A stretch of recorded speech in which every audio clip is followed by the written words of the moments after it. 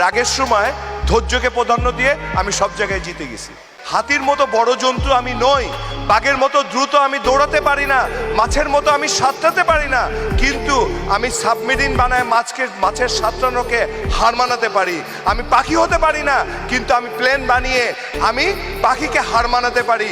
আমি বাঘের মতো দ্রুত দৌড়াতে পারি না, কিন্তু আমি গাড়ি বানিয়ে বাঘকে পরাজিত করতে পারি। এর কারণেই আমি শ্রেষ্ঠ।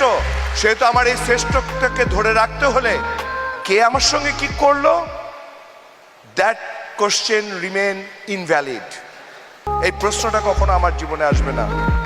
আমার জীবনে প্রশ্ন আসবে, how much I can give to others. আমি অন্যকে কতটুকু দিতে পারি।